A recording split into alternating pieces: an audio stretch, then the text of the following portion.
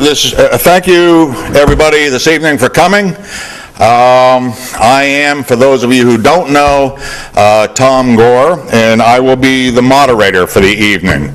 Normally, or in recent years, Chip Vanell and I have moderated this group together. Unfortunately, Chip is out of state, I understand, at a graduation. Is that correct? Yes. Okay. Now, Barbara, you're waving your hand at me. I don't want you to tap on the... Oh, yeah. Oh, I'm sorry.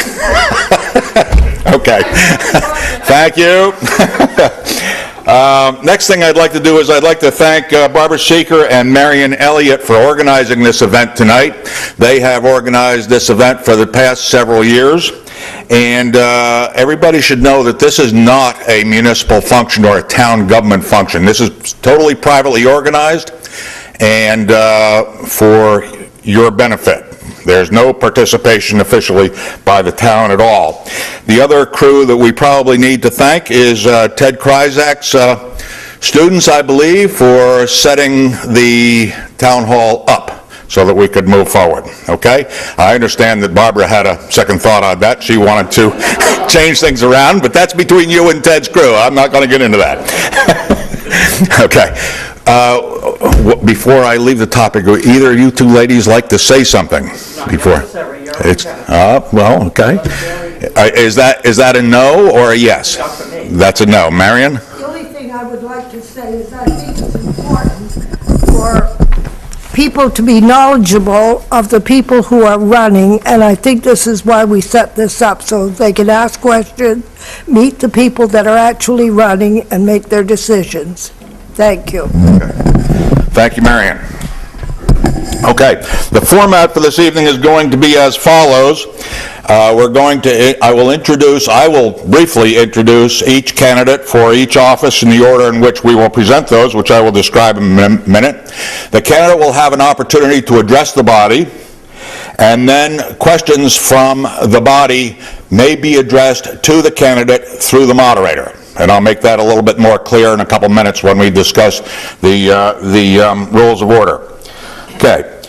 After each of the candidates for the three offices for which we are seeking, or for which we have candidates tonight, are done, in other words, when the road commissioners have each introduced themselves and spoken and addressed questions individually, if you have questions that you would like to put to both candidates, we will entertain that question and give both candidates an opportunity to answer that question.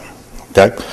So that's the order in which we're going to do things. We're going to present candidates with the school committee first, the road commissioners second, and the board of selectmen, assessors, and overseers of the poor third, the candidates for those groups. Okay.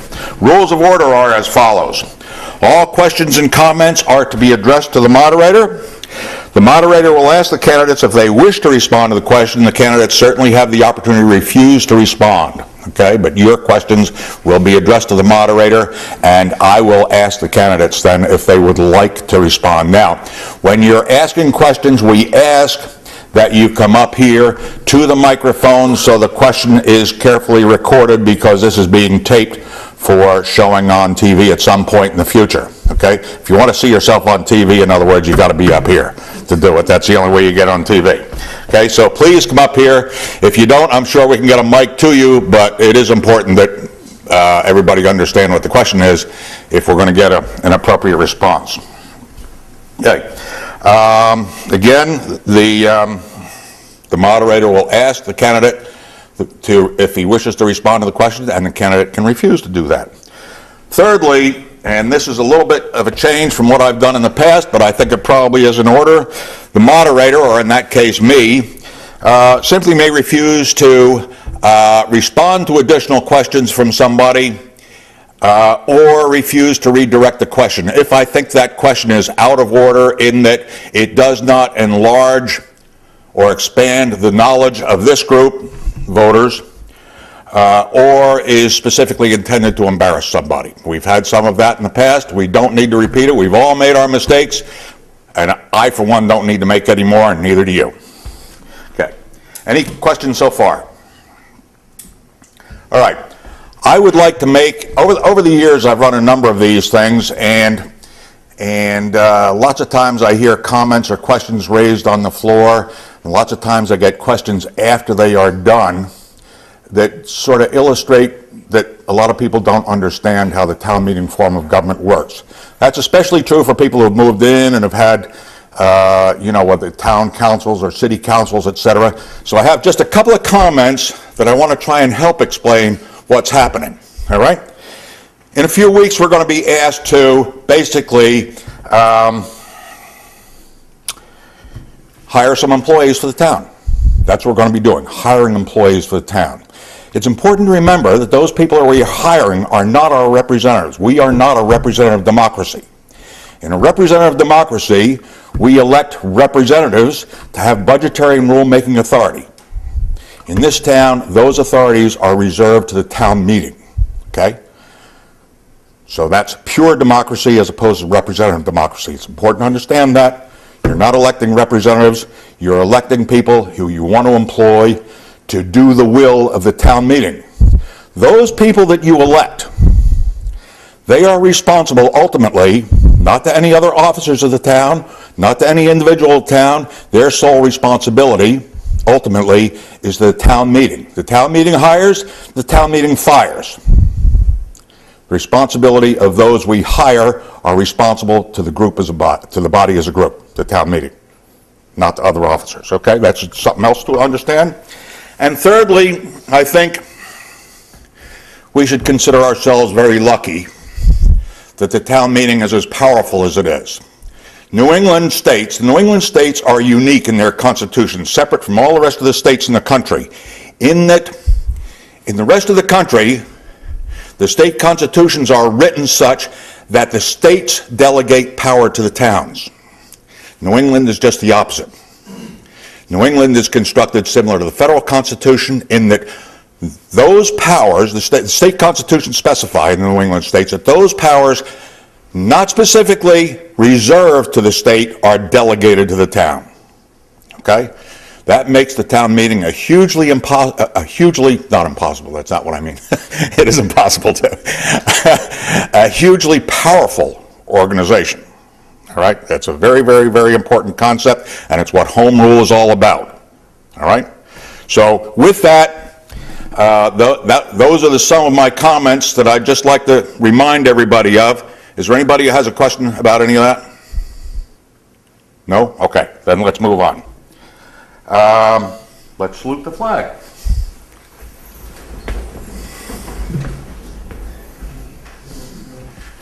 I pledge allegiance to the flag of the United States of America and to the republic for which it stands, one nation, under God, indivisible, with liberty and justice for all. Looks like our eagle has a broken wing. Okay, we're now going to move or begin the discussion with the candidates. We have 3 separate tables up here. This is a little bit differently than we've done before, but I guess this is what Barbara had envisioned for tonight. She wanted to get everybody on TV. So we're going to start with the school board committee members. So would both candidates for the school committee like to come forward? Other candidates, if they would like, may choose to sit up here. Bernie, Davey, I don't know if you guys want to or if you want to stay back there for the moment, but you can do either one. All right? And candidates for selectmen, if you would like to come up and sit down, you're welcome to, or if you'd like to stay in back, you're welcome to do that too. Both candidates for selectmen are indicating they're happy where they are. Okay. All right. It is normal that candidates are introduced in alphabetical order, and that's the way in which our town clerk has listed the candidates on this sheet that she sent to me today, and it's the way they will be listed on the ballot. What do you say? Should we do it backwards or should we do it forward? What do you think? Those in favor of doing it backward, raise your hand. Those in favor of doing it the right way? I guess, okay. All right. It means Mr. Perkins will be our first person to speak, and I know very little of Mr. Perkins. Oh, Perks, I'm sorry. My mistake. I agree. Perks. Mr. Perks lives in the old Young farmhouse, which was Jimmy Wilson's farmhouse, and then I forgot who bought it after that and fixed it all up. But on Young's Ridge Road, right past the entrance to Wilson Pond there by the dam. You also know it as the Acton Vet Center. And I understand that Mr. Perks is an educator, and he has a daughter in 2nd grade. And now I'll let him say what he wishes to say about himself, and then we'll address questions to him. Great, thank you. Can you hear me? Yep, I'll be brief. So again, my name's Kevin Perks. We live at the vet clinic. My wife's the veterinarian, so I think a lot of you know her. So I see a lot of heads nodding. So we moved here about 4 years ago. My daughter's in 2nd grade. I'm an educator. I've been working for the past 12 years in the SAD 60 school district. I also work with schools across the region, so I've been an educator for onwards of 15 years or so. I have my doctorate in education, so teaching and learning is pretty much what I do. I've worked with students in grades K through 12th grade, as well as taught at the college level, so diverse experience. And really, since we moved here, I feel like it's important to give back to the community, and the school committee makes a lot of sense because it's probably the area where I am able to serve and provide the best service and the most useful service. And that's all I want to do. I really do not have an agenda. I do believe that the schools are an essential and vital part of a healthy community, and we raise our children well. I'm a definite fan of it takes a village sort of mentality, and want to do right by the kids. At the same time, though, I think it's incumbent upon a school district to be fiscally responsible to the citizens in the town. So again, it's weighing those two things. But I want a really good school, and one of the reasons we moved to Acton was teaching in the Noble School District. When I started teaching there, had a lot of students from Acton, and they stood out. Hands down, some of the best students I've had when I taught in the Noble School District. Now I work with teachers. I'm a teacher. But the Acton students stood out, and it's my hope just to sort of serve in a role and to help continue that tradition of a great place to raise and help kids grow. That's it. Thank you. Thank you, Kevin. Does anybody have any questions they would like to ask of Kevin? Before we begin that, I should remind you that we have 2 people running and we have 2 seats available on the school board. That's my understanding. So are there any questions for Kevin? Nobody wants to get on TV tonight? All you got to do is walk right up to the mic. No? Okay, there are no questions for Kevin. Moving on to Mary Stanton, who is a long-term resident of the town. I've known Mary for many years. She served on a lot of committees in town over the years, some fraught with difficulty, but all very successful, I need to say that. Having said that, Mary, would you like to make your little... Yep, I think most people know me. I'm married to Scott Stanton. We have 6 children among us, ages 17 to 27. We have 1 grandchild now, Austin, who will be in the school system in 4 years. Therefore, that's why I feel I should fill this seat. I've been active in the politics, like Tom said, since 1995, 17 years ago. I've served back then for a 3-year term as a school committee member. I helped establish the Acton Sports Committee, which later became recognized as the town rec department. I served on several committees, including the Road Committee, Recycling Committee, and Warrant and Finance Committee. When my children were young, I was secretary of the PTG for many years, and I headed and coached many sports programs for the Acton Rec. Back then, it was also the swim program and a tennis program, and I ran it all. I got back into politics when I noticed that a school committee member wasn't fulfilling her duties, and so there were like 4 members at every meeting. So I was appointed, but later voted into the position that I now hold. As a school committee member, I was instrumental in getting our school the donut hole status. I sat on several committees, sitting down in Wells night after night, because that was one of the consolidation members we were looking at, and though were hoping it wouldn't pan out.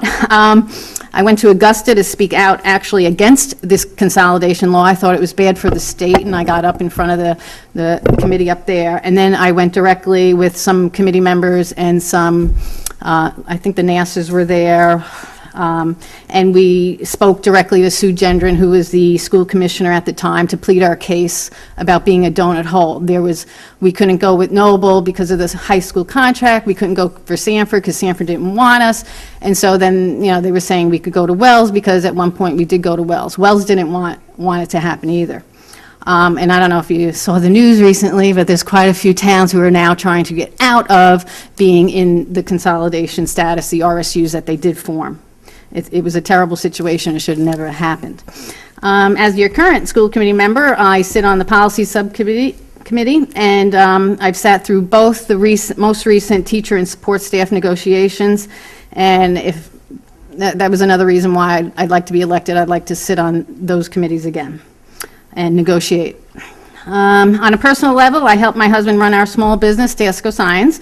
We've donated 2 signs to the town, the Acton Town, the Rita board out here, and for the public safety building. I hold a CCCO crane operator's license, and I am currently studying to get my limited electric sign license. I'm a lifelong learner. I do have a bachelor's degree in psychology with a minor in education, and I just love learning. Every year as a school committee member, I give back my stipend to the school, and the teachers have put it to good use, buying books, sports equipment, and instituting new programs. And that's it in a nutshell. Very good. Thank you, Mary. Does anybody have any questions for Mary that they'd wish to direct specifically to Mary? Come on now. Nobody wants to answer. Maybe later? Is there anybody who would like to ask the same question of each of the candidates now? Yes, sir.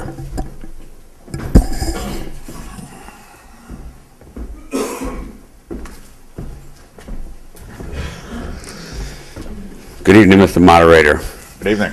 I have a question for the candidates, and that would have to deal with the thing that are coming across now nationally, where we look at how sex education is being taught to much younger and younger crowd, and what their feelings are about this type of teaching that's going on, and is that robbing the children of their childhood? Very good. Thank you. Would either of the candidates wish to address that question? Well, Please raise your hand. Oh, Mary, would you like to address the question? Well, I'd like to say that we've never instituted a health position. It's never been voted in. It's usually the health teacher, usually the gym teacher is the health teacher who then teaches sex ed. I don't believe we have anything like that going on right now. And if something came across the board, I'm sure we'll have public input and discuss it. Thank you, Mary. Kevin, would you like to address that question? Yeah, briefly. I'm not knowledgeable. Mary's more knowledgeable, obviously, haven't been on the board, what the policies are at the school, so I'm not sure what currently it is. Again, my daughter's in 2nd grade, so she hasn't been coming home with this information, and I'm glad. She just the other day told us some bad words she learned, and it wasn't that bad, so I'm happy. So I don't know a lot of the research. I don't know really where the national trend is going, so I don't want to look into that. But I guess the way I would weigh it is, I agree. I want our youth to hold their innocence as long as they can. But at the same time, I don't want them taken advantage of, and I want them to be, at an appropriate point, be able to make well-informed decisions. But I don't see that really young, and I don't know exactly where it would be, but I wouldn't want it to happen too early. So I'd have to learn a little bit more about that, but I see the concern, and I think it's worth exploring and talking about. So, Thank you, Kevin. yep. Mary, would you like to add anything, or are you? No? Okay. All set? All right. Are there any other questions for either of these candidates, or for both of them is what I mean? Question in common for both candidates? Go ahead. No one else can do it from here? No, we need to be on the mic so that it's recorded what the question is, if you would, please. Okay? Thank you again, Mr. Moderator. we understand the concern for the students at the school, and I was wondering, since both candidates have background in education and have been working in the educational field, what, if they could explain to us what the percentage is of students where they're grading at this point in time, and is that in line with the amount of money that the citizens of the town are being taxed to run the school? Thank you. Would either of you like to address, or first of all, do you understand the question? No. Okay. There seems to be unclear as to what the question is. As I understand it, this has something to do with the balance between the process and the tax rate, is that correct? Well, the grades and the level of education that the students are at this point in time, like 8th grade is at a certain percentage in their learning factor, and I'm sure that they would like for it to be at a higher rate for each specific grade. Are you referring to achievement like in reading? and Excuse me. You mean as they test out? As they go through the testing process? Correct. Is that, okay. So you'd like to know something about the testing process and compared to what? And, well, how the students, the education that the students are receiving is in line with what the national says that they're supposed to be at. Okay, very good. And then how that is, being justified as far as the money that the taxpayers are asked to pay. Okay, so your question then, as I understand it, is basically, are we getting our money's worth? In other words, how well do our students test by comparison with the national body of students? That is correct. And then, what is that costing us comparatively, for instance, to the rest of the country? I'm not sure our candidates are clear on that, but we'll certainly give them a shot at it if they so choose. Mary, do I understand you'd like to respond? Well, nationally, it was the No Child Left Behind, and with that law came the adequate yearly progress, the AYP. You may have heard that at other meetings. And we are meeting AYP, and if you look around the state, there are some towns that aren't meeting AYP, and that means government intervention. We are doing fine on tests. I don't know, I mean, we could always give you tests. I don't have them in front of me to quote, but I think we're getting a good bang for our buck, because if you look, we haven't increased our, we've been at about $5 million steady for the last, 7 years? So I think we're doing a good job. Mr. Perk? Obviously, being new, I don't have all the local data or figures. Like, I'm not sure, do you know what the per capita is in? No. No. What I'm aware of sort of locally, though, and across the country, I've got a few thoughts. One is that I'm pretty sure, again, not knowing exactly the Acton School District, but the per capita expenditure in New England is exceedingly less than a lot of other districts across the country. What that means is that we tend to spend much less money per pupil than a lot of other districts across the country, sometimes 2 to 3 times less. For example, my guess would be, and I could be way off on this, that we might be around 12,000 or something. yeah, I'm going to even think a little bit lower than that. To give you an example, in the mid-'80s, there were a lot of school districts around that number. So regionally, when you look at the comparisons, we tend to spend less money per pupil than a lot of other schools, yet we do just as well, if not better. So when you look at sort of value for your money, that's one of the reasons why we moved to New England, because, again, I think in New England, the small towns get the value of education and they get a lot of bang for their buck. So that's one side of it. I think there's a lot of value here. And again, I've told you before that I think this is historically a good school district. The Acton Elementary School is a really good school, and I want to continue that.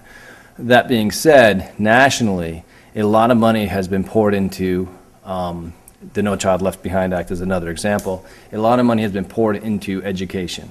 The amount of money spent on literacy, for example, on reading, has been larger than pretty much any other country in the industrialized world. Yet internationally, we continue to fall behind a lot of other countries like Finland and things like that. What we're finding is it's not just about how much money you spend. It's about the practices and the policies and what have you, the teaching in the classrooms. Just putting more money into the situation doesn't necessarily mean kids learn more. So I think that it's a balance. I think we have good value here in New England. I want to continue that. But at the same time, we have to continue to use the best knowledge we have and the research we have to make sure that the teachers are teaching to the best of our knowledge. So. Mary, you have anything to add to that? Thank you, Kevin. Nope. No? Okay, you think that Good question. they answered the question? It was a good question, yeah. Excuse me, they- I should get you to introduce yourself. I should have asked you to do that first of all. I'm getting old, I don't remember. I know you, and I know your name, but I can't remember what it is, and I apologize. My name is Ray Lopez. Ray Lopez, I'm a right, resident of okay. Acton. That's right, okay. I apologize, Ray. And if anyone has any other questions, I would glad to give them mic, but I do have other questions. Okay. I'm going to, does anybody else have a question for one of the candidates? Dennis? I do. Okay, tell everybody what your name is. Dennis Long. As we know, drug use in this country is pretty high. And there isn't too many places today that don't require drug testing in the private sector or the public sector, for that matter. And I was just wondering if the next negotiations, if either one of you would support or try to get in drug testing for school personnel. Do each of you understand the question? Would somebody like to respond to that? One of you wish to respond to that? I guess not knowing much. Kevin, Yeah, you'd sure. like to respond? I'm sorry, go ahead. I'd say at this point, not knowing really a lot of what would warrant it, I'd say no. Okay. I don't have any evidence or information, maybe that would change, but any evidence or information that would warrant that. Thank you. I have to recognize you, sir. Yes, sir. Thank you, Dennis. Everybody gets one, and then if there isn't anybody that hasn't had one yet, then twosies and threesies come. Are there any other questions for either of the candidates, or both of the candidates in this case? Anybody? None? Okay, I will give you, Mr. Lopez, I think, and then Dennis another shot. And I'm going to, in order to move this along, I'm going to make this the last shot, okay, so we can keep kind of on. I want to be home by 9 o'clock tonight. I go to bed early these days. And Dennis, I'll give you, if you really want a third one, shot, but let's go. Ray, go ahead. Thank you, Mr. Moderator. On my last question, I have something that's somewhat related to the policies that are currently at the school. I have read the contract of what was before. I have not read the last contract that was put through. And in looking at that as a citizen and a taxpayer, I see that the teachers, although I believe that the teachers that we have are outstanding and we do need to try to keep them here, but I think that the board has gone way above and beyond in allowing, as an example, benefits to carry on to an extreme level on my understanding, in where from the last thing it was, we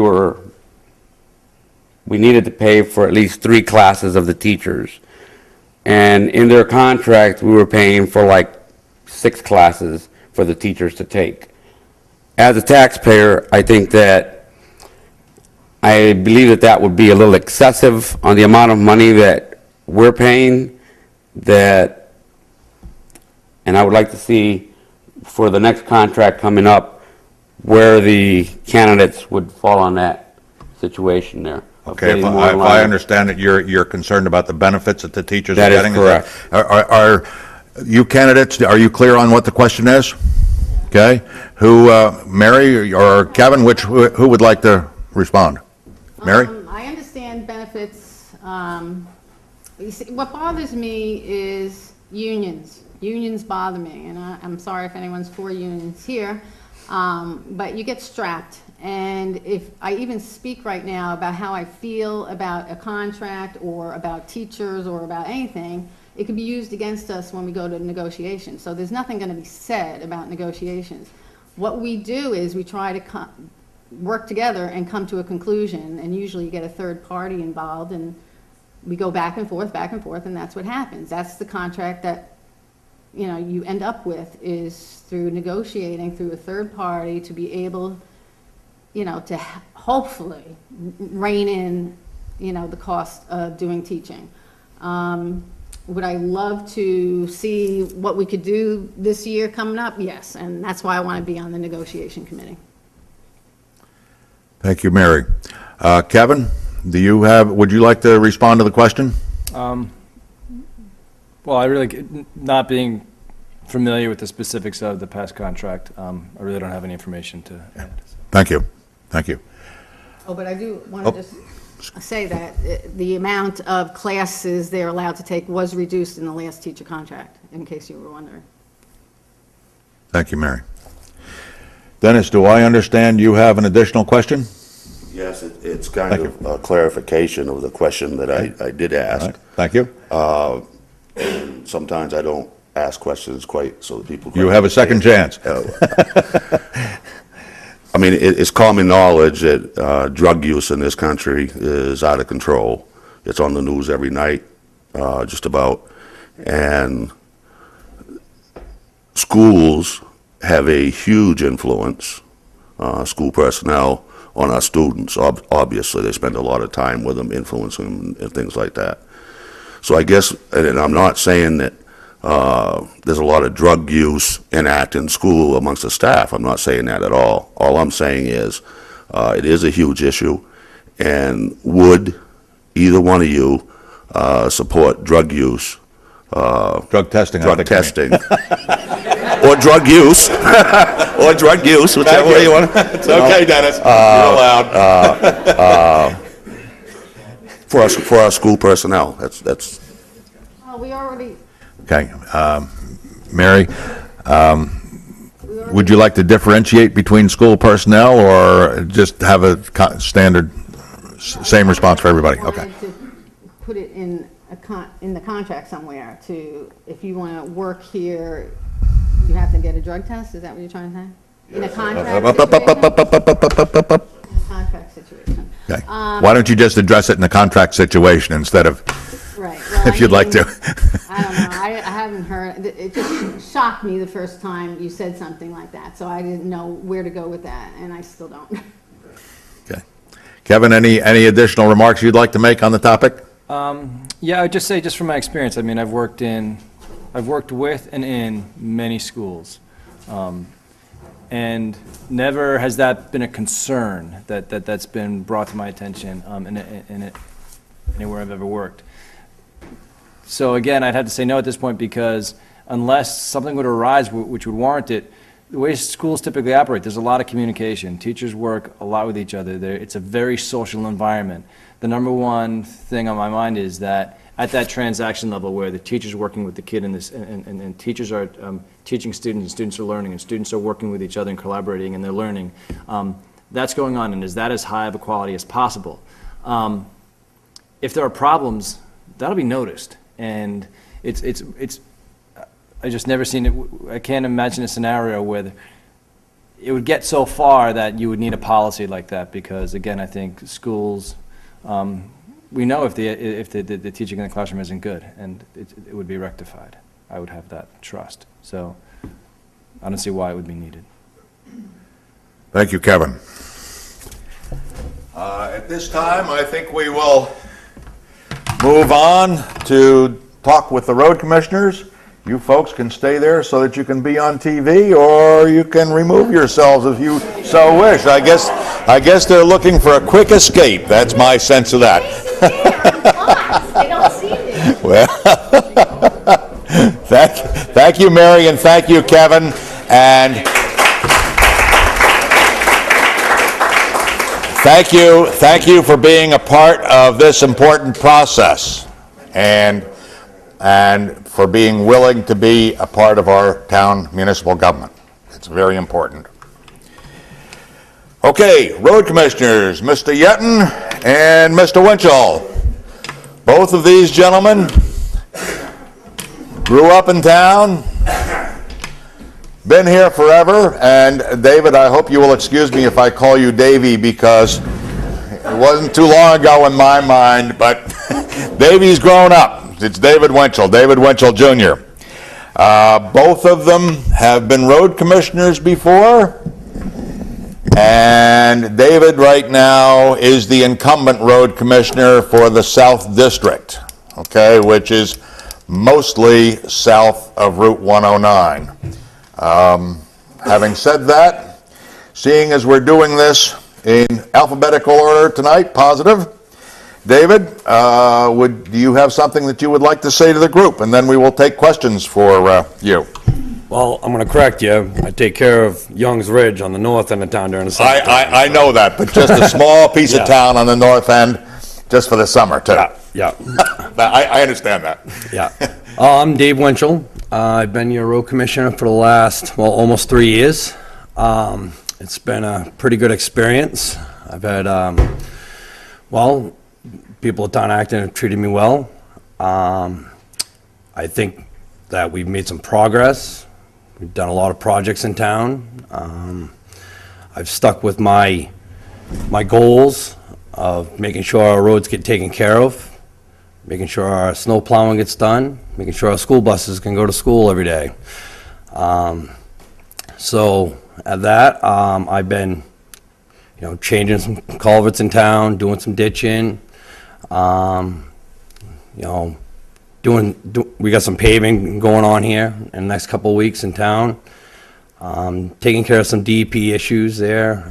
We actually got a project up on Peacock there where we're hoping to start the end of the week. But other than that, my crew, I got to give thanks to my crew for the last 3 years of doing a good job, I believe. And, Scott, working with Scott's been, for the last couple of years, has been pretty good.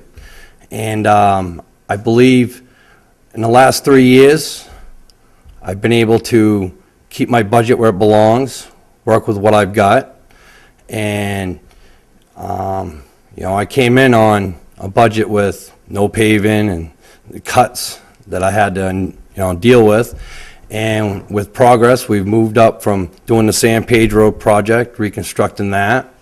Now we're taking care of some problem spots up on Young's Ridge, down East Shore Drive. A lot of erosion issues that we've been trying to take care of, but it's a long process. And I believe I'd like to have another 3 years of taking care of those projects. And that's it. Thank you, David. Does anybody have a question that they would like to direct to David at this time? None? You get off easy so far. So far. Thank you. Then I will introduce Bernard Yetton. I think I said the same thing about both of you guys. You guys grew up in town. You've both been road commissioners. You've both done it all, and you're back again for another shot. So, Bernie, go ahead. All right, my name's Bernie Yetton. I'm going to have to apologize. I borrowed Teddy Kryzak's glasses. I kind of forgot them. Try to read my notes. Yeah, basically, I was born and raised in Acton. I'm a Vietnam-era veteran. My wife and I have been married for 38 years, and I have a son, Benjamin. He's graduating from high school this year. Worked on the town roads all my life. I've got 15 years' experience as road commissioner. I worked 6 years on the north end, and I put in 9 years on the south end. I've taken many road-related classes, lines, levels, and layouts, drainage, uniform traffic safety control classes, snow and ice control classes, all about asphalt class, electrical safety hazards, and sign stripes and speed limits. I am also a certified DEP erosion control installer. I'm familiar with the grants, and I'm familiar with working in Acton. I've applied for grants in the past. Langley Shores is a prime example. Patriots Day storm, Langley Shores was greatly damaged. FEMA offered to fix it. Although offering to repair something putting it back to its original condition is honorable. We needed preventive maintenance. I applied for a grant, received the grant, and accomplished all the work done. I worked with the grants down on Covewood Drive, widening the culvert area down there. I worked the Patriots Day storm. If you all remember the ice storm of 1998, what massive, damage that we did. The cleanup was overwhelming. The winters that we've had, I've plowed snow in winters with in excess of 13 feet of snow. I've done a lot of paving and special projects in the town. Peck Road, when I was first elected on the Peck Road, there was an ongoing issue over there. There was an article for $120,000 to repair 1,700 feet. I repaired that 1,700 feet on the Peck Road for $62,000. The Garding Road, back when I was first elected 12 years ago or 15 years ago, the Garding Road was an ongoing issue. It was unpassable at times by school buses. Now to say, years later, the Garding Road is a nice road, you don't get many complaints, and it's, it's, compared to where we were, it is a pleasure to be on that road, and to plow it and do maintenance. Road reconstruction and surfacing, 9 years of being on, road commissioner. The Peck Peacock Road was done. That's counting ditching, culverts, tree cutting, whatever that road needed, plus resurfacing. Orchard Road, Lebanon Road, Riverview, Peck, Newbridge, Garding Road, County Road, East Shore Drive from 109 to the Boy Scout Camp, the Sanborn Road, parts of the Hopper. Here's 9 years worth of work, and these are our accomplishments. These projects benefited everybody, reducing maintenance. An example would be when I first took over 12 years ago, we were putting out 50 to 70 ton of asphalt patching. David, what did you put out this year? 15,000? So all our road maintenance, whether he does it or I do it, are real positive. We're reducing the repetition of and whatnot. Future ideas and future plans, things that maybe we need to consider going into the future. We need to develop a road inventory, a road maintenance plan with everything listing, where our stop signs, number of culverts, everything that we do on that road. That will greatly improve our budgeting capability as well as foreseeing things in the future. I think that all people on the roads now should be certified in traffic control. Uniform safety devices, flagging, all of that. I think every man, every person, my last 3 years, when I was road commissioner, I had one certified person on the roads. I would think now I would like to see more of this. It's a real important part to traffic control. Another thought I have, I think that a printed public policy, like if your road commissioner would sit there and say, well, I'm responsible for X amount of roads. I'm breaking my roads down into routes, 3 routes, 5, whatever. A brief explanation on turnaround times, on our sanding practices, plowing practices, a brief thing for all residents to have so they got an idea of what's going on or how to anticipate what we're doing.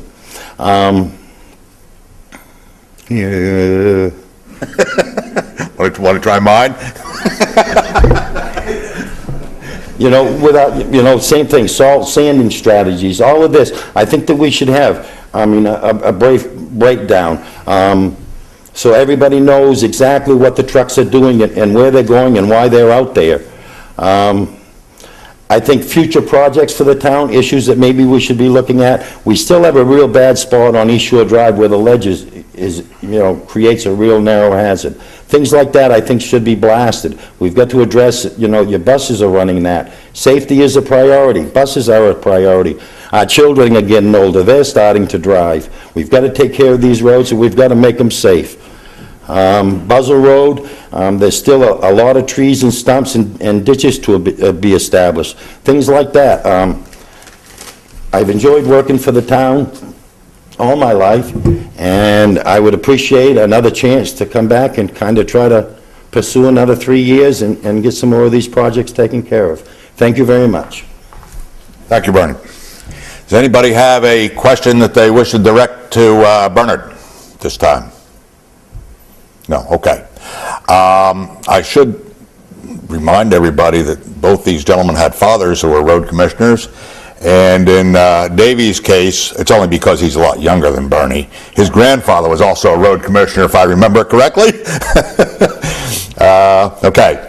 And also, remember, you're hiring employees, not representatives, and they are directly responsible to you, not to the selectmen. So when you have a gripe with the road, you call the road commissioner, you don't call the selectmen. Okay? Remember that. These guys work directly for the town meeting.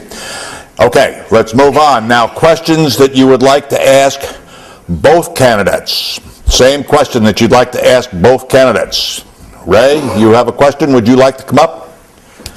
And then... yes, point of order is overrides. My town clerk told me to make sure that I stay completely out of all of the election. So ballots came out, you know, the write-in ballots, so Dave, if you need a pair of glasses, I have none. Point of order. Oh, you're young. I hope that was duly recorded. Thank you, Ted. Ray, the mic is yours. Thank you, Mr. Moderator. Under the current incumbent's term, I believe before they were holding road commissioner meetings, and there was a study that was done that went back quite a few years that actually brought a point of Buzzell Road. And I drive to the dump every so often down that road just to remind me of how upset I become that the taxpayers in that area, many of which are, you know, along the lake and stuff like that, so I know their taxes are higher than mine, but the condition of that road there is atrocious.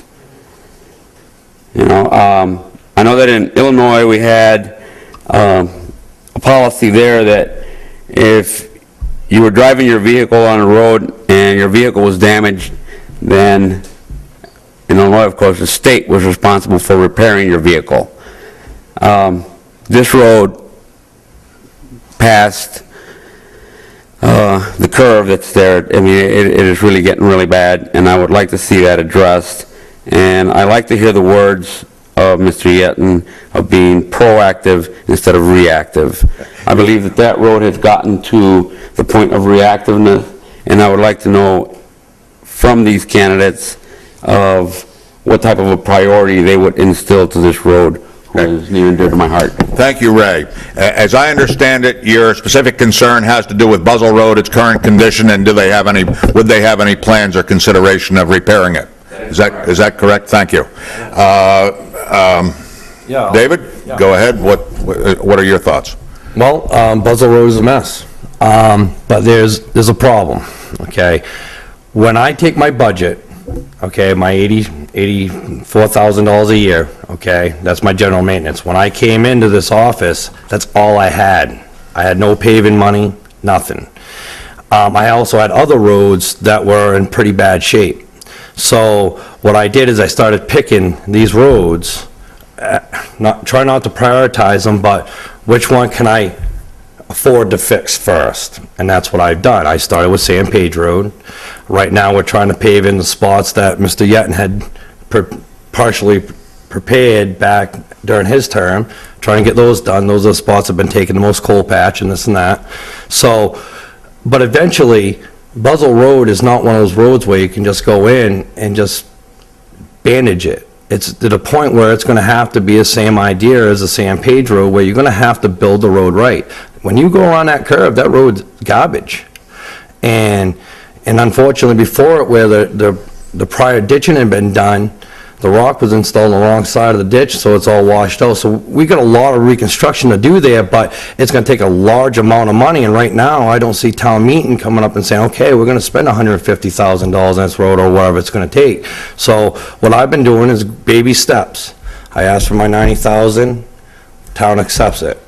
Hopefully in a couple of years, I can go to the town and say, okay, I'll get another whatever. But see, you got to remember, when I come into office, I already explained I didn't have paving money, and then the selectman said, okay, you can do a special project, but you're not gonna get paving money. So I took that special project, I did one road, because that's all I could do. Back in Mr. Yetton's term, he had a special project paving and his other money, his 86,000, which I haven't had that available to me, and I'm still working towards that. At some point, I'm hoping the town of Acton can get back to, we having the money that we originally had in our budgets. So I've been working with very little, trying to do as much as I can. Right now, the paving I'm doing, I would love to pave a mile of road, but I can't afford paving a mile of road because I'm trying to take care of some trouble spots to the point where they're so bad. Matter of fact, you drive over it all the time, and my guys are working there right now up on Youngs Ridge. That section by the vet clinic to the schoolhouse. That's terrible. The road had sunk literally 8 inches in some spots. So we've gone in there, we've ripped the rocks out, we're widening the road out, and we're gonna curb up next to the rock walls to stop the erosion of the rock walls, but we're doing what we've got. I don't have the funding that Mr. Yetton had when he was road commissioner. That's why you don't see all these roads being paved, because I don't have it. And also, the cost of hot top back, 3-4 years ago, $45, $50 a ton. We're talking $69, $70 a ton. It doesn't go as far as it used to. So until the town of Acton and our finance committees and our road committees start pushing for spending more money, I can only do with what I got. Thank you, David. Bernard, would you like to respond to the question? Yes, basically, the Buzzell Road, the sections that you're talking about are in pretty rough shape. In the past, I did do some, throughout my maintenance budget, some ditching, small little parts of it. I never did have an $86,000 maintenance budget. Since I was not road commissioner, a lot of these things have been regrouped and reclumped. We used to have a more structured X amount for this, X amount for that. But definitely, if I was elected road commissioner 3 years, I would definitely be that would be one road that is due. If you've worked through, basically what I tried to do originally, 12 years ago when I started the road commissioner on the south end, was to try to, the first thing you kind of got to do is figure out what kind of life expectancy you have on your asphalt. Some roads you'll have a 15-year life expectancy, others you don't. So my original thought was, if we can get over our roads one time around, try to establish ditches, whack back the trees, get decent drainage issues, and get the distance, we're to be a little bit better shape than we are today. I have no control of the budgets. I wish they hadn't have dropped the paving program, but those are things that did happen. But I would foresee in the next 3 years, some sort of improvements would definitely be happening. Thank you, Bernard. David, would you like to add any additional comments on? Yeah, the general maintenance budget was raised $10,000. Due to not having paving, they gave us an extra 10,000. They took the 100,000 or so away and gave us 10. So, it's what I've been doing for the last 3 years is trying to give each road a little attention. Every road's gonna get something. Your road was on my list of things to, for the next town meeting. Obviously, this year can't be done, but I wasn't about to go in and ask for all this money until I knew this program was going to continue on the way we want it, okay? So I could have gone down at town meeting and asked the selectmen to put on a warrant, for $100-some thousand to do that road. Right now, I didn't see that happening, seeing we presented our paving budget this year and got 16,000 taken out of that. So I didn't think that they were gonna, if I put $100-some thousand on the table, that was gonna happen. I don't wanna go down and Mickey Mouse your road. I wanna do your road right. Your road needs trees cut. I bounced off those trees for 6 years when I plowed that road. One of my father's road commissioner. I know what's gotta be done up there. You got culverts. Your road is literally falling apart, and we know that. That's the road that takes the most patch out of all my roads. But until the funds are ready, it's easy to say, I'm gonna go fix your road. If you want me to tell you right now, I'll fix your road tomorrow, I'll tell you that, but until the town of Acton improves the money to do it, I can't, and right now, we're having all we can do just to get the paving money we've got. So, in time, I believe in the next 3 years, you'll have a new road, I hope. But that's if the town of Acton will front the money to do it. Thank you, David. Thank you, David. I guess the message that I'm hearing from both of you guys is, with respect to the Buzzell Road, it doesn't make sense to go pave it right now because the pavement's gonna last for about 2 years. And then you're gonna. Actually, it's lasted longer than that. Okay, all right. I believe the last time the Buzzell Road was paved was probably 15 to 18 years ago. Yeah, I guess you're right. So we have exceeded the expected life out of that road.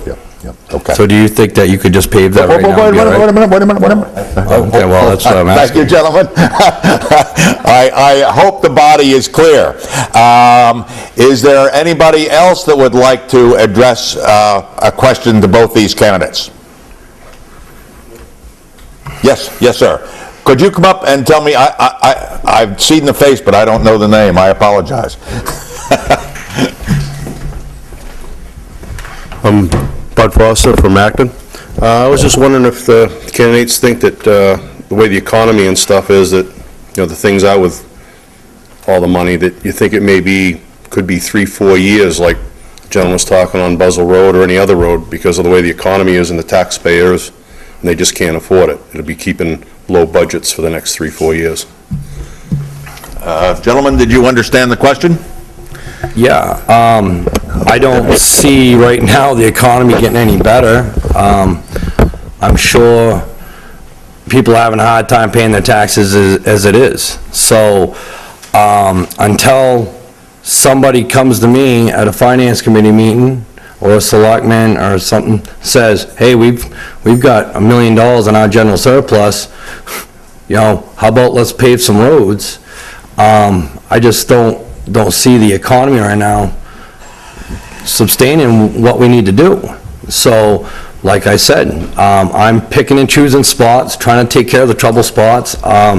One thing that I've had to do is, take Lebanon Road, for instance. I had to go down there. It wasn't something on my agenda to do.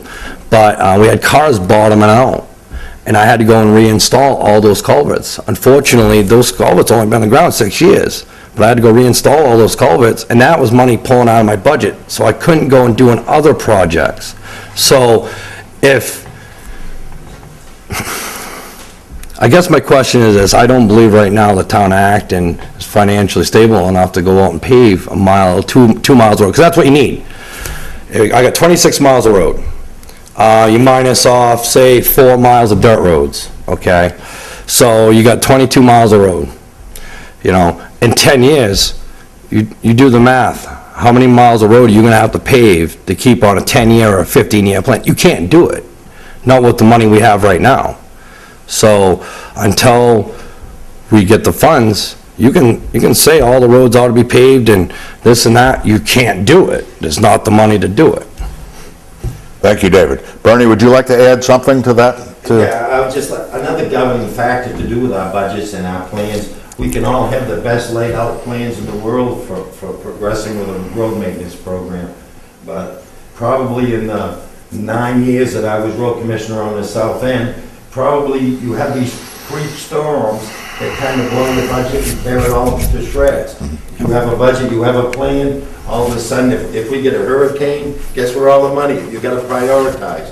Prioritizing is probably one of the biggest challenges that us guys as road commissioners have, because you always have these other issues that seem more demanding, and it's a convenience or a luxury to actually have the money to accomplish something without worrying that something else is gonna gobble it up. My nature isn't really the nicest to us. Not to you guys. I agree. I'd like to add to David, that. would you like to add to it? Perfect example. Last year, we had Hurricane Irene come through, okay? And we had quite a bit of damage. A lot of trees down. And at the end of that storm, don't quote me, but it was like $12,000 we had to spend between all the cleanup and all that, okay? That came out of my general maintenance budget. And I had a couple other projects planned to do. I had to hold off on those projects until I knew I had enough money in case something else come up or whatever into the spring. okay? I've got the money to do it now, but working with the selectmen, we've come up with a new solution, because what happens is we got money from FEMA, okay? But we never saw it. We never saw that money. That money always went in the general surplus. Now the selectmen and the two road committee, Scott and I have worked out, so now that money that comes is gonna go into a reserve account, so if we have a natural disaster, it won't completely wipe us out from doing anything else around town. So we're working on those little this and that's, trying to make this work, so that, you know, there is money available, and it's not gonna take away from the other side of town because one side of town had a bunch of damage. So, in the future, if something happens, we can go into that reserve account, and we can do our job. Thank you, David. Is there anybody else that has Mary?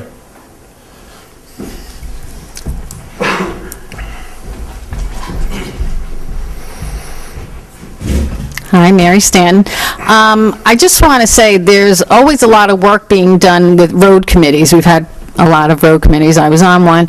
And one of them was, I believe Bernie was with me, we did classification of roads and the roads that should be paved, taken over by the town, and you could be, a class A, B, or C road or whatever. And so I hope we stick to our guns with what we learned back then, is that, if a private road wants to become a town road, they have to be classified as a B or whatever, and then we could pass it as a town road.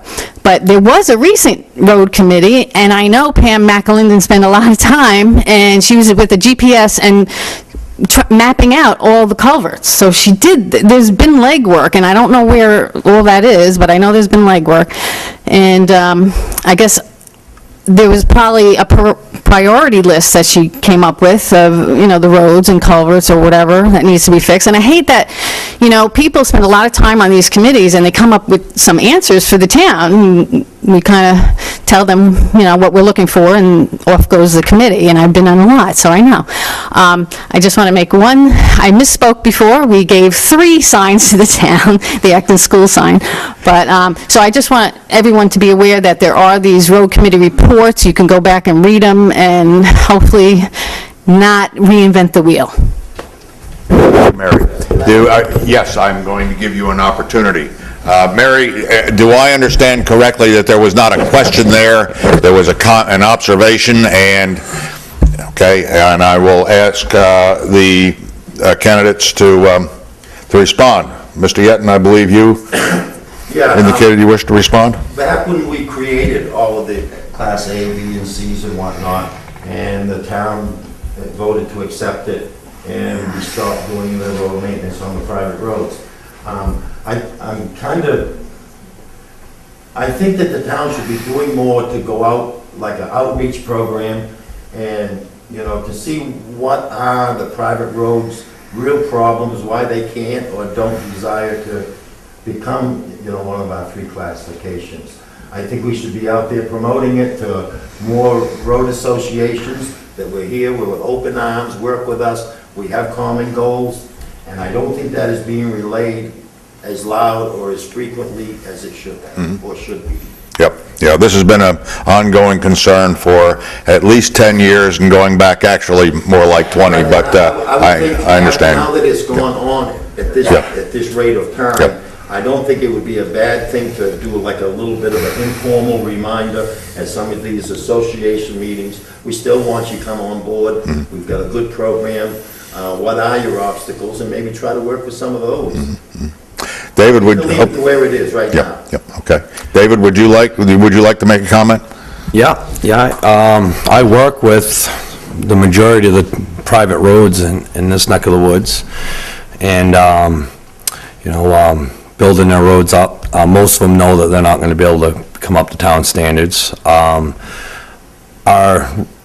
Our road ordinance, as that was created, is pretty much deterred that from ever happening for most roads in this town. If you read the road ordinance, most of the roads in the town of Acton wouldn't even pass that road ordinance. So, I wasn't on the committee that ditched all the private roads. I believe Mr. Yetton was. I believed that the town of Acton should have kept taking care of most of those roads. They always had been. But the town of Acton voted it out, and that's the way it is. But these road associations work very well. Most of these roads have road associations, and they know what they're doing. You take 13th Street, for example. We were talking about the coal patch earlier, about how many tons were put out. Probably 3/4 of it was put on 13th Street, and that's why I don't have to put out so much coal patch as a road commissioner, because we stopped taking care of that road. But that road now, as a road association, is paved almost to the complete end of that road. At the end of this week, it will be. And so I give those guys a lot of credit for doing what they're doing, and I don't think they have to come up to us to get a reminder of how to do what they're doing. They're doing a very good job at what they're doing. And if you look back on who put them in that position, it wasn't myself. But these people endured and gotten through this, and now they have better roads than they ever had before. And I'm not going to take credit for that because, well, I do a lot of the work on some of those roads, but these people have raised the funds to do so. And it's really sad to think that 13th Street's put more pavement down in 3 years than I have, because they were able to do that and get together with the people on that road and make that happen. But I don't really think those people need a helping hand. Thank you. I guess probably I deserve some of the blame for the... I know I do. Having said that, I'll skip that. Are there additional questions for either of these candidates? Seeing none, I thank you, gentlemen. You may retire to the back of the room, or you can stay in front of the camera if you wish to expose yourself any longer to the goings-on.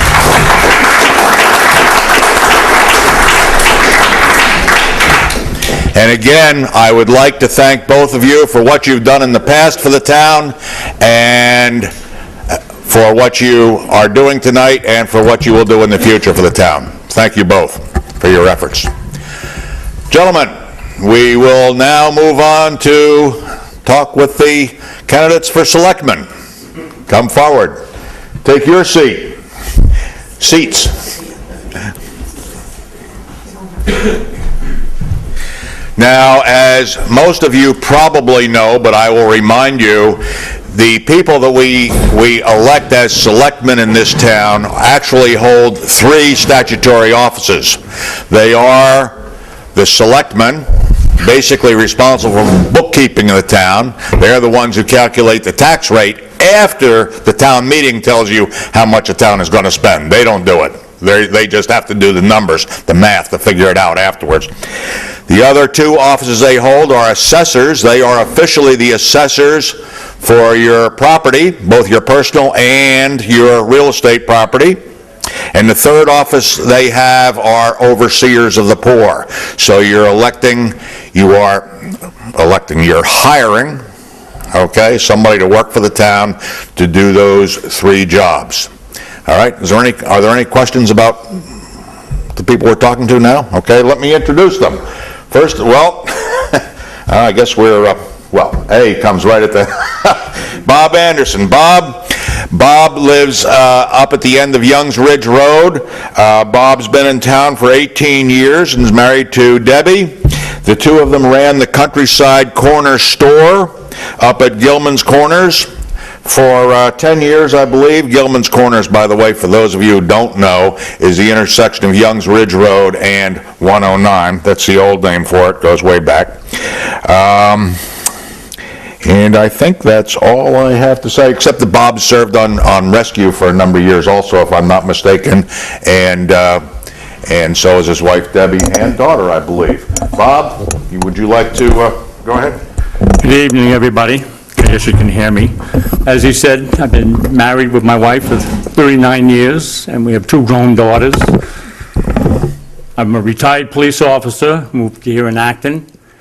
Since I've been in Acton, I've been involved with a lot of projects here in Acton. I've been emergency medical technician for Acton Rescue for the past 16 years. I've been the past president of the Acton Ambulance Association here.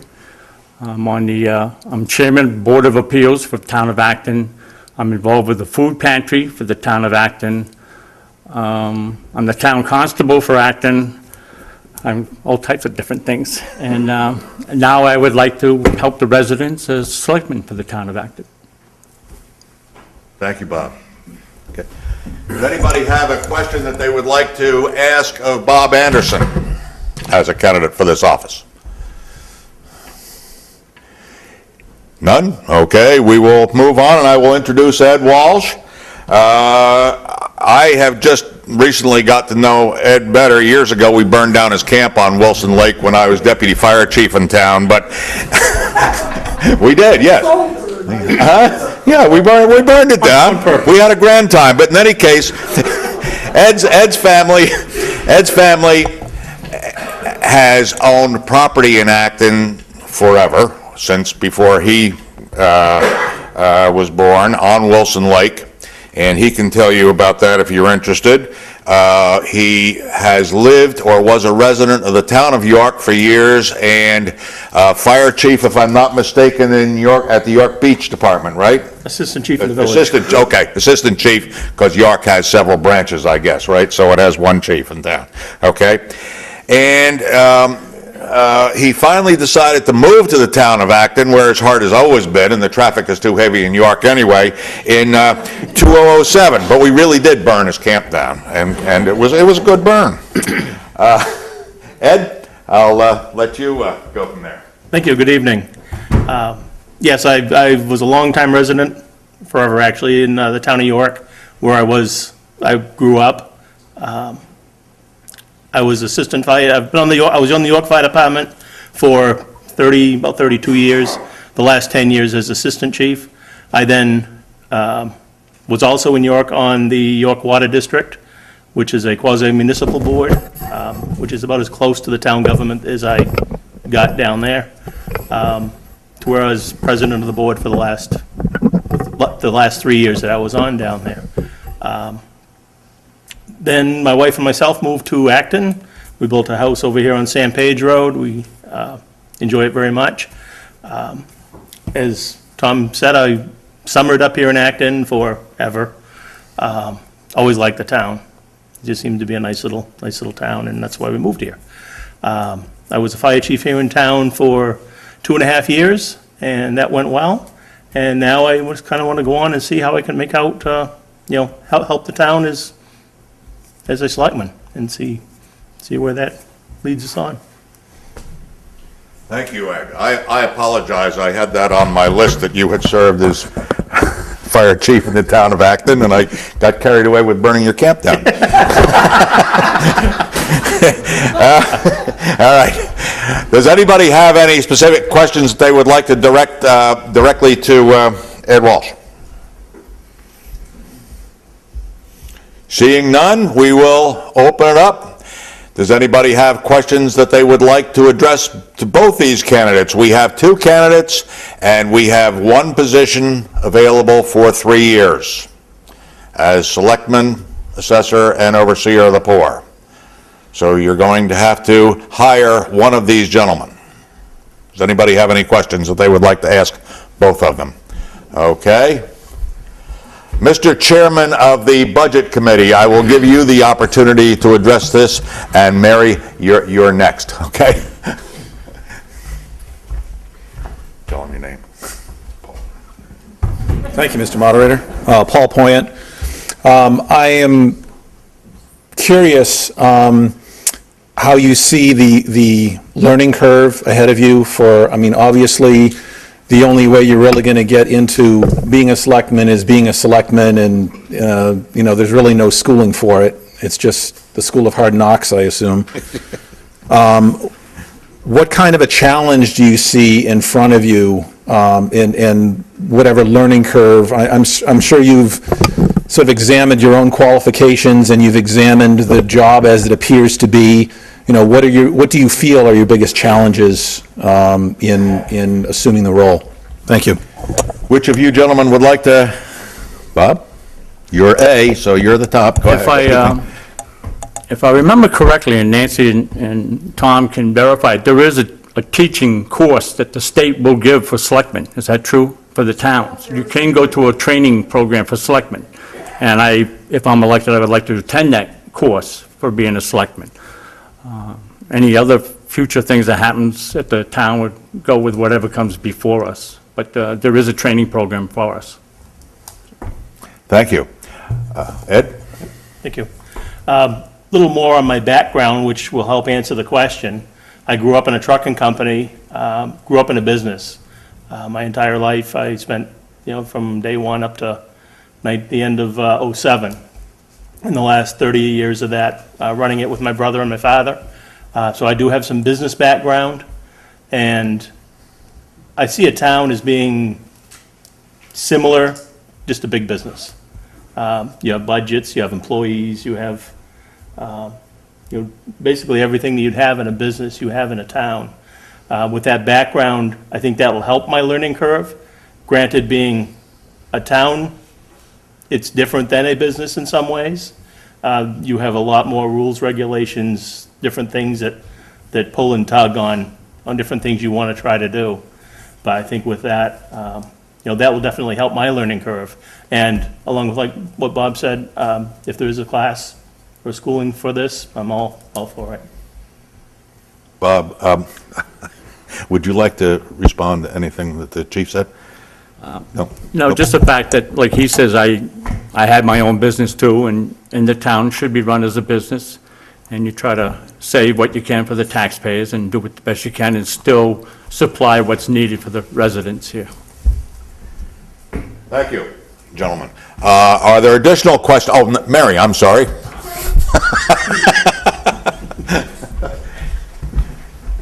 Hi, Mary Stanton again.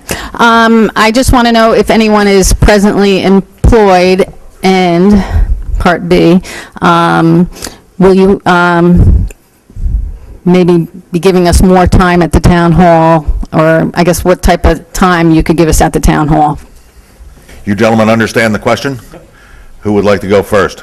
Ed? You? I'm semi-retired right now. Like I said, we sold the company we had in Portsmouth, which gave me the opportunity to get out and do something a little bit different.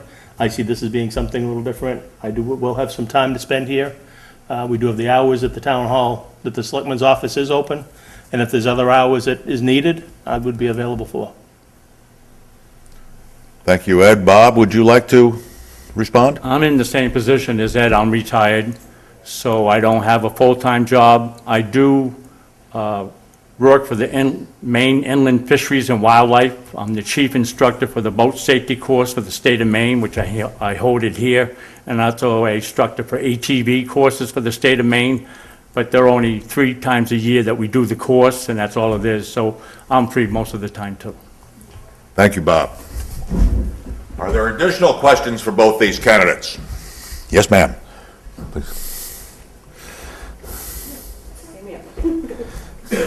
I should know your name, but I apologize. You know my name. Debbie Casey. Debbie, I'm sorry. That's okay. It's an age thing. Go ahead, Debbie. Knowing how rough politics can get and how living in a small town, it gets very personal, why do you want to do this?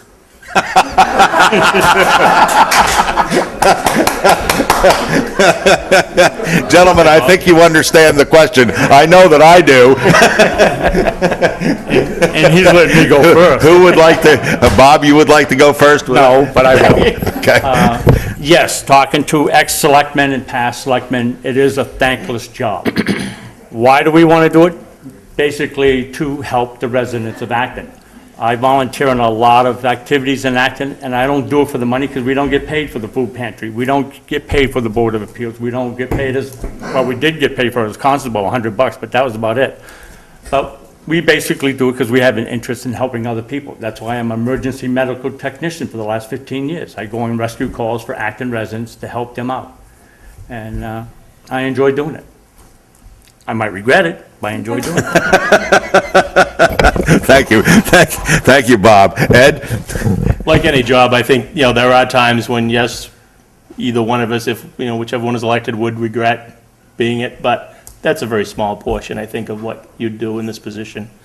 Once again, you're in this position, as the last part of it is overseer of the poor, which is helping people. You want to help people in many different ways, both in the budgetary side of things, trying to keep the tax rate as low as you can, but yet, like I say, it's a business. You need to run the business. Things, prices go up. You need to keep things in line. I'm not a politician by any stretch of the imagination. I never professed to be. But I do like and somewhat understand town government, which, for some strange reason, I do like it. So, I would, like I say, I'll do the best I can do at it, and that's pretty much why I would do it. Thank you, Ed. My one quick observation, the difference between a business and a government is that in a business, everybody focuses on the bottom line. Everybody has the same common denominator. When you're in politics, the bottom line changes every single day because everybody's got a different priority, but that's what it boils down to. Are there additional questions for for both of these candidates? Ray.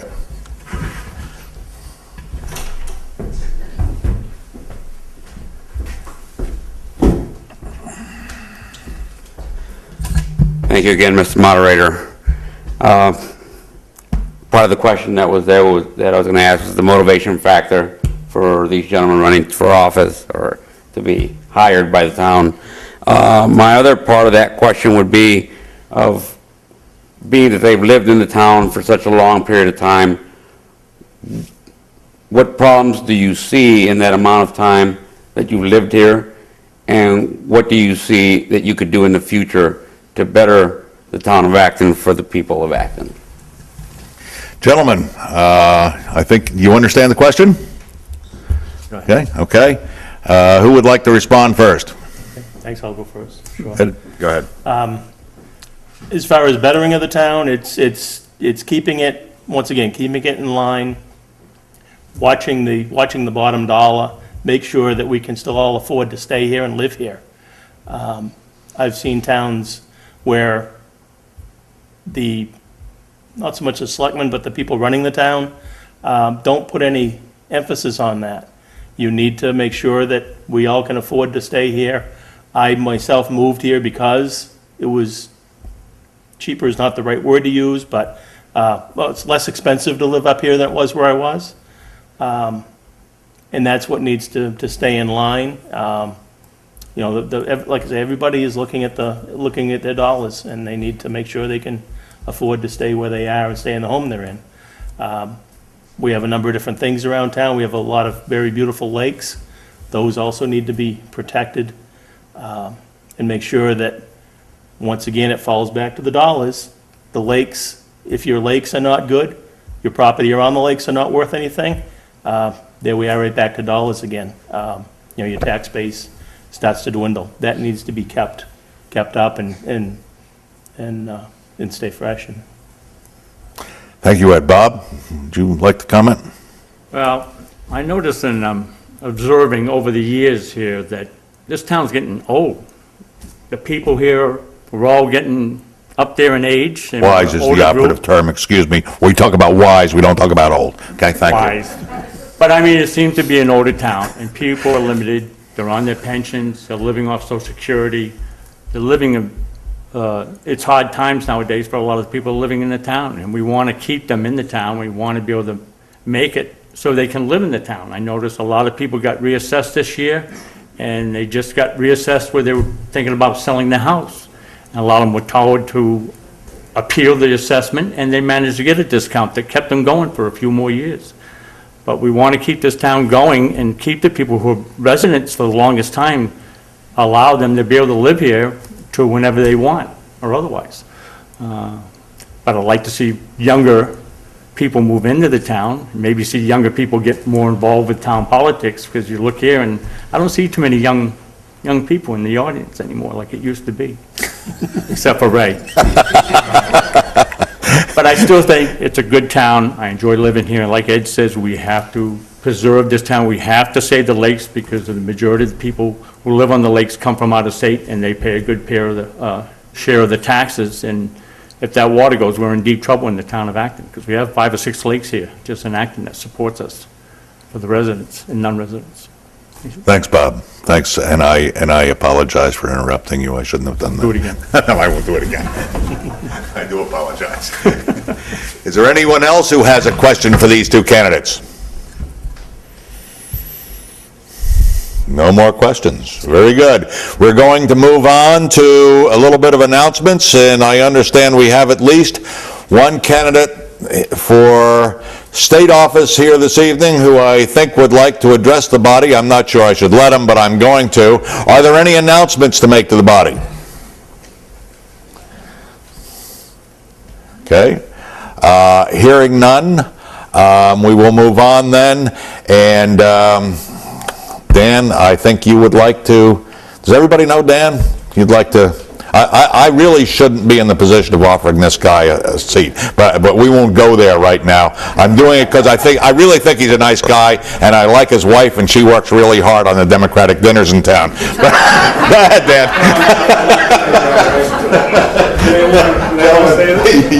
You can.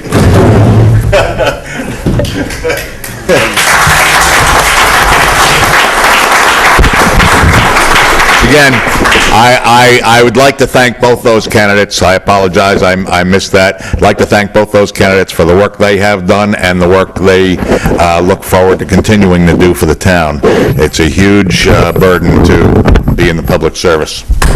Gentlemen, thank you. Dan?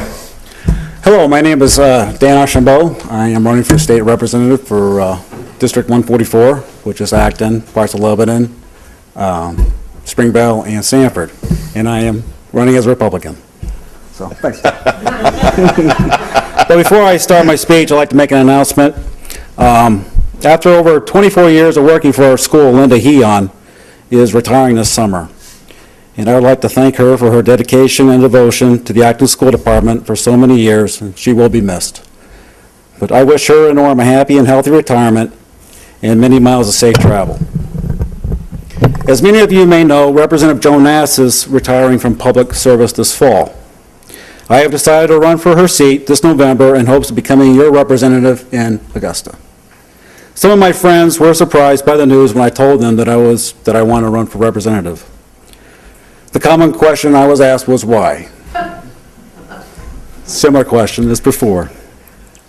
Being in any manner of office, whether as a town selectman or road commissioner or a volunteer firefighter, the duties of those positions is one of public service. You are in fact representing your town, our needs, and our concerns. My concerns are many, which are the well-being of our elderly, the many homes that are in foreclosure. I am concerned about our taxes, and which continue to rise, and I am concerned of the many budget cuts our schools, the state has implemented. These are just a few. I know many politicians stand up and say we need change or a new direction. I am tired of hearing that. It's the same message every time. So my decision was simple. My concerns are the same as yours. For I never want to see an elderly person live in a cold home. I never want to see anyone without one. I do not want to see a person have to sell their retirement home because they cannot afford to pay the taxes anymore. I would be honored to be your representative, and I ask for your vote on June 12th. Thank you very much, and have a wonderful evening. I think I'm the last one to talk tonight. No, you're not. I get the last word.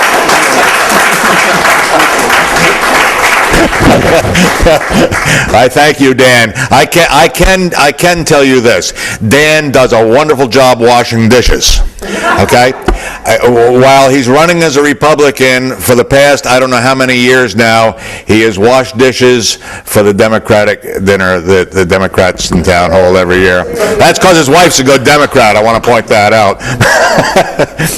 Is there anything else that anybody would like to address to the body? Oh, yes, our charming hostesses and founders. Let me step aside. I'd like to thank all of you for coming, and I hope your questions have been answered. And I'd like to thank Tom. He always comes through. How are the chairs?